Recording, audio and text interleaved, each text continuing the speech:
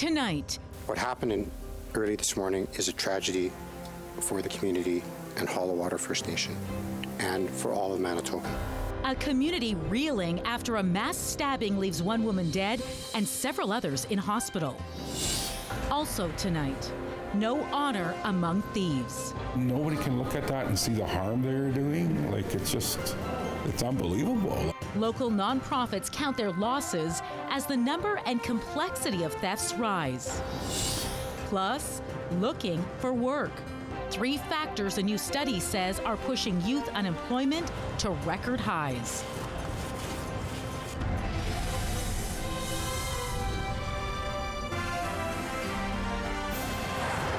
My prayers goes to the people that are in the hospital right now, recovering. Now, and I'll ask the community to continue to pray for them, for their recovery. Good evening. Thanks for joining us. An 18-year-old woman is dead after a stabbing spree that ended in a car crash that also killed the suspect and seriously injured an RCMP officer. It happened this morning on Hallow Water First Nation on the eastern shore of Lake Winnipeg, about 160 kilometers northeast of Winnipeg. And standing by live in studio with the latest tonight is CTV's Catherine Dow. Catherine, walk us through what happened. Marilee, RCMP held a news conference this afternoon to go through the series of events that unfolded this morning. And this is what we know. At 3:45 this morning, a Hallow Water First Nation safety officer called RCMP reporting an assault. Then another call shortly before 6, another possible stabbing. This time, RCMP sends several units and medical personnel to the scene. Officers arrived to find a number of people with serious knife wounds needing immediate medical care. Police learned that the suspect, 26-year-old Tyrone Simard, fled in a stolen black SUV and was heading south on Provincial Road 304. Then, shortly before 7, the stolen SUV collides with an RCMP cruiser that was traveling north on 304. This is how the crash site looked this afternoon. An RCMP cruiser badly damaged in one ditch and a black SUV in the other. The suspect driving the SUV was pronounced dead at the scene, and the officer in the cruiser was taken to hospital. Back in Hallow Water, 8 community members between the ages of 18 to 60 were injured. 6 patients were transported by ground ambulance, 2 by Stars Air Ambulance. One of the victims, an 18-year-old woman, died from her injuries. It has left the tight-knit community in mourning. Here is the Hallow Water chief speaking emotionally at today's news conference. I ask the community to pray and support one another out there. Because of and my prayers goes to the people that are in the hospital right now, recovering. Now, and I'll ask the community to continue to pray for them, for their recovery. Chief Larry Barker was in Winnipeg for the Assembly of First Nations conference. He says he'll be going out to Hallow Water to visit the families, many of whom he has close personal connections with. Catherine, what about the RCMP officer involved? Well, Marilee, RCMP say the officer was taken to hospital with critical but non-life-threatening injuries. She is recovering in hospital now, along with the other victims. RCMP say she was rushing to Hallow Water as part of the RCMP response. And Manitoba Premier Wab Kinew calls her a hero. We're still finding out the details of what happened about, but we can say that she is a hero. We don't know the specifics yet. We will in the coming days, I'm sure. But she stopped a man on a rampage. So on behalf of the province of Manitoba, I thank her. Catherine, do we have any idea what caused this man to go on such a violent rampage? Well, RCMP say there are many questions remaining unanswered, especially since the suspect is now dead. Investigators are going door to door in Hallow Water, interviewing witnesses and ensuring there are no more injured victims. RCMP say they'll release more information as the investigation unfolds. All right, our thoughts are with that community tonight. Thanks, Catherine. No problem. Well, there doesn't seem to be any honor among thieves in Winnipeg. Just like small businesses and homeowners, nonprofits are also getting hit by crime. And as CTV's Jeff Keel shows you, police say these thefts aren't just acts of survival. Someone is making money at the expense of the victims. Ripped apart, thieves climbed on top of the roof of this nonprofit adult learning center and stole the aluminum and copper condenser coils from 8 of these air and heat units. They also hit one on the daycare next door. It's unbelievable. Like, there's absolutely no moral way of describing this. Student support worker Gary Swain says the units at the Urban Circle Training Center are damaged beyond repair. The replacement cost is more than $150,000. We can't afford that, and as far as I know at this moment, insurance is going to cover it, but it's going to make us hard to insure building now. They're not the only nonprofit dealing with crime on this stretch of Selkirk Avenue. The thrift store next door is also suffering. My first reaction is always frustration. The store manager says they are here to help low-income people in the neighborhood afford clothes and furniture, but she's not sure how long the store can afford to stay afloat because of chronic theft. It's almost every single day, unfortunately. If not every day, maybe every other day. It seems no one is immune in Winnipeg these days. Homeowners have had their downspouts stolen. Vehicles have been taken by a tow truck in the night. And this week, police say a security guard was shot at during a robbery at the Unicity Walmart. Police say most of these crimes are organized and for profit. I feel at times there's this misnomer out here that people are starving and they need this for survival. That is not the case. Gary Swain says the crime on the rooftop was definitely professional. It's not some guy with a shopping cart grabbing copper. They're executing a team to do this type of work. Jeff Keel, CTV News, Winnipeg. Winnipeg police have charged a man for stealing more than $10,000 worth of meat from stores across the city. The thefts date back to April and, according to police, continued to the end of August, even after officers made an arrest in June. Investigators originally tied 11 thefts worth $3,000 of primarily meat to a 32-year-old man and laid charges on June 21st. But over the next month, another 20 thefts worth more than $7,000 worth of meat were reported. Investigators tied those to the same man, and Tuesday, he was once again arrested and charged. He's now facing a total of 31 theft charges. He's been detained in custody. The owner of a towing company at the center of a multi-vehicle theft investigation is laying the blame squarely on his employee.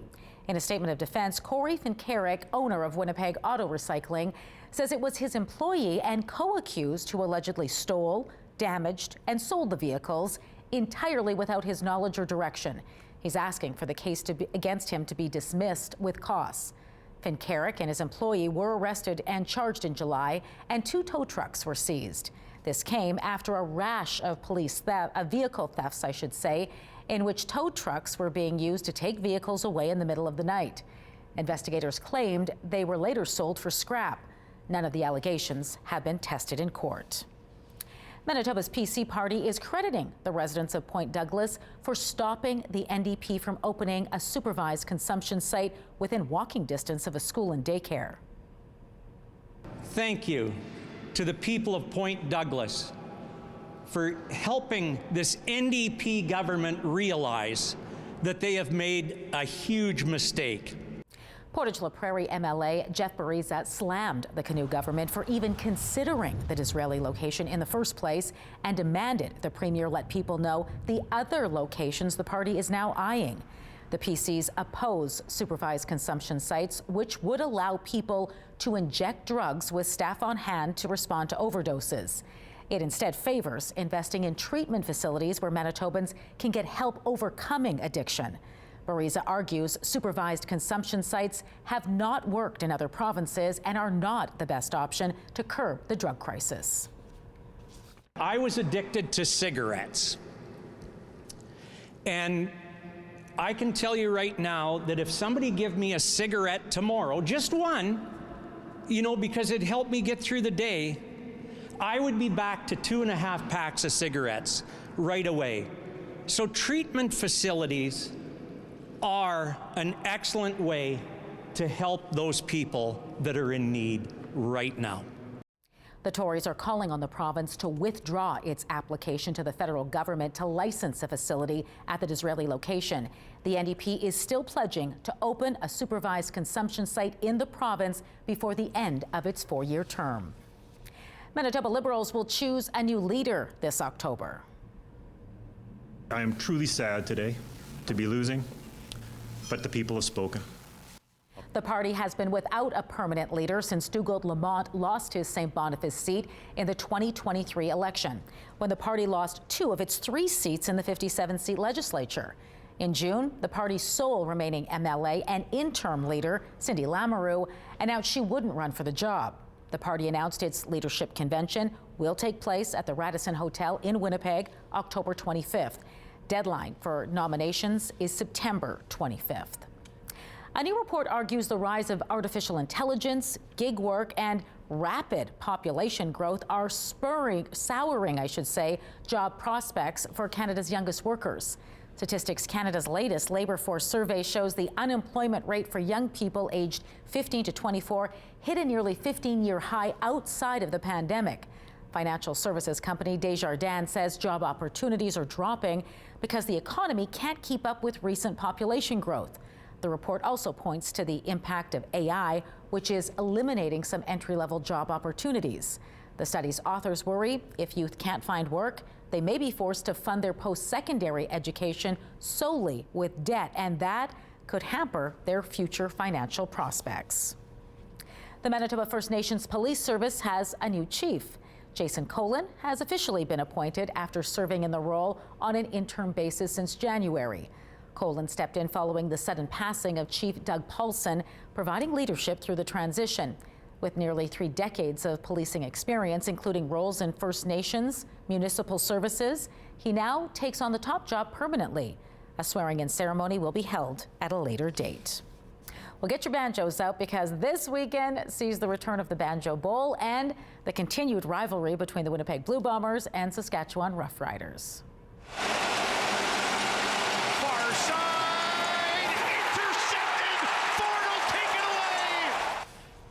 The Blue Bombers captured their 5th straight Banjo Bowl last year at Princess Auto Stadium. It was a close one, though, 26-21. This year, Saskatchewan is in first place in the West Division and actually beat the Bombers in last week's Labor Day Classic in Regina. Bombers head coach Mike O'Shea says the energy of a Banjo Bowl crowd can have an effect on the players on the field.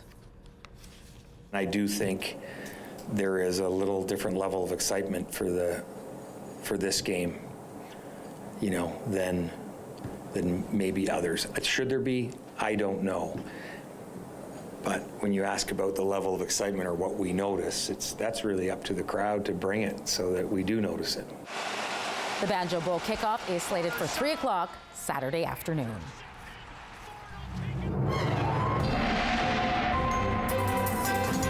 CTV Skywatch weather brought to you by South Beach Casino and Resort. Visit southbeachcasino.ca. All right, Daniel Hummerson in now with your complete Skywatch forecast. Rain for most of the day today. What are you tracking tonight? A little more rain, Marilee, of course. But good thing, it should be ending by the weekend. But look how this storm kind of moved throughout the southern part of the province. From the morning onward, we've seen a lot of rain. We've expected 5 to 10 millimeters here in Winnipeg in the region. Out west, more like 10 to 20. I'll hopefully have those totals for you tomorrow. But as for the next few hours, take a look. We'll see a few scattered showers throughout the night here in Manitoba. The west, they're likely going to remain there for much of Friday as well. Here in Winnipeg, tapering off as you wake up tomorrow. And much of Friday should be a mix of sun and cloud, but yeah, out west, a few more scattered showers. Now, as we head into Saturday, now we just talked about the Banjo Bowl, mix of sun and cloud expected. There could be a couple rain showers to start the day, but hopefully by kickoff, mid-afternoon, some nice weather and good fortune for our Winnipeg Blue Bombers, of course. Here in Winnipeg tonight, dipping down to 6 degrees, chance of showers throughout the night. The wind picking up a little bit out of the northwest at 20 kilometers per hour. Tomorrow morning when you wake up, 7 degrees, mix of sun and cloud, could see a scattered shower or two. The wind again out of the northwest, and it's going to stay there but pick up as we move into the afternoon. 30 gusting up to 50 under a mix of sun and cloud, high of 15 degrees, still below that seasonal norm of 21, 22 for this time of year, and kind of our hope is that maybe, just maybe, we'll see that by the end of the weekend. But Saturday for the Banjo Bowl, mix of sun and cloud, 16 degrees. Sunday, Teddy Bears picnic happening, mainly sunny skies, 19. And then finally, those seasonal temperatures return, 22 on Monday, 21 on both Tuesday and Wednesday. And as we look around the province tonight, temperatures ranging from 5 and 6, and tomorrow morning up north, 10 in Churchill, 13 in Thompson.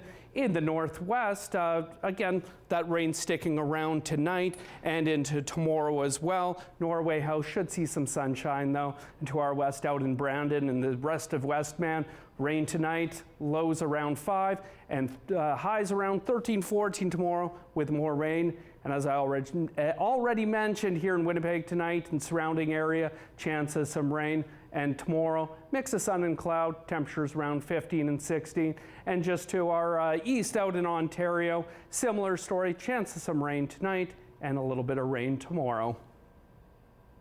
And taking a look outside right now, under gray and maybe rainy skies, 8 degrees here in Winnipeg, wind out of the northeast at 13 kilometers per hour. The pressure's rising and the humidity sitting at 89%.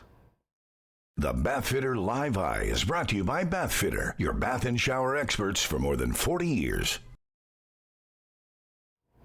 And our first Skywatch pick of the day, this one comes from Ryan out at Grindstone Provincial Park. Beautiful sunset last night.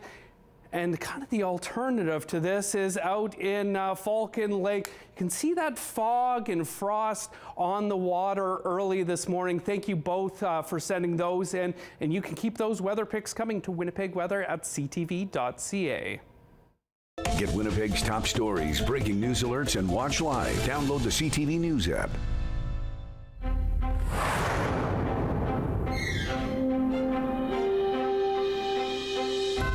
It's starting to feel like fall out there, but experts say you still need to remember to stay hydrated. When you get really dehydrated, the blood volume is lower, and that's going to lead your heart to have to beat faster to circulate enough oxygen to your body. Dr. Glenn Hirsch with National Jewish Health says that can put a lot of stress on the heart, especially in those who are more vulnerable from underlying medical conditions. Water helps the body to keep a normal temperature. It also lubricates and cushions joints, protects the spinal cord and other sensitive tissues, and gets rid of waste through sweat or going to the bathroom. Also, when the blood volume is down, you still have the same number of cells in your blood, so the viscosity in the blood will go up, and that can even lead to the blood pressure going up. To focus on fall hydration, he recommends pre-hydration. Start drinking water at least 3 hours before you'll be in the sun or on your feet, and sip it throughout the day. And finally, Hirsch says to limit alcohol and caffeine, which speed up fluid loss. Well, you may want to rethink taking your phone with you into the bathroom.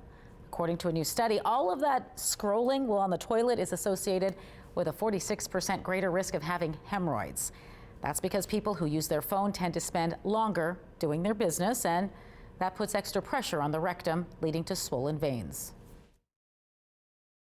Medical Watch is brought to you by Manukin Koster Denture Clinic.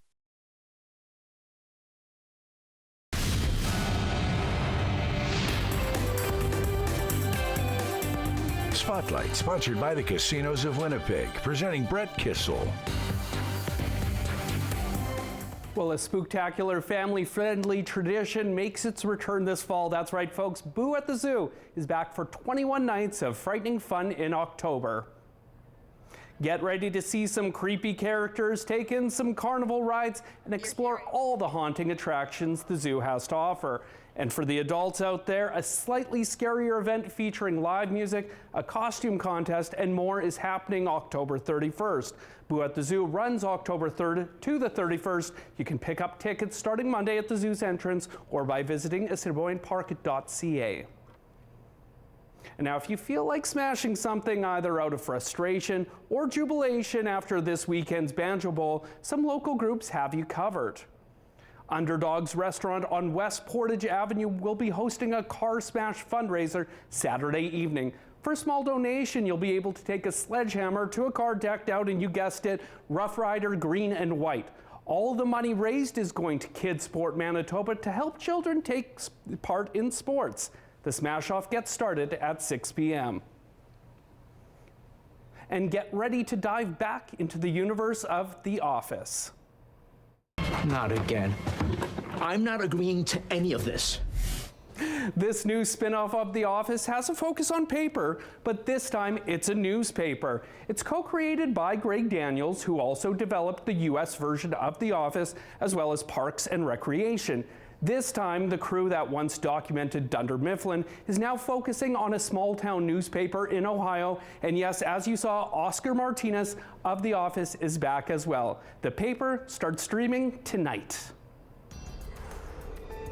Women's clothing provided by RW & Company. Salon services provided by S&T Spa Salon. And that will do it for us tonight. We will be back to our regular programming tomorrow. But don't forget, you can still tune in for CTV News at 11:30 and stay up to date by heading to our website, ctvnewswinnipeg.ca. Good night.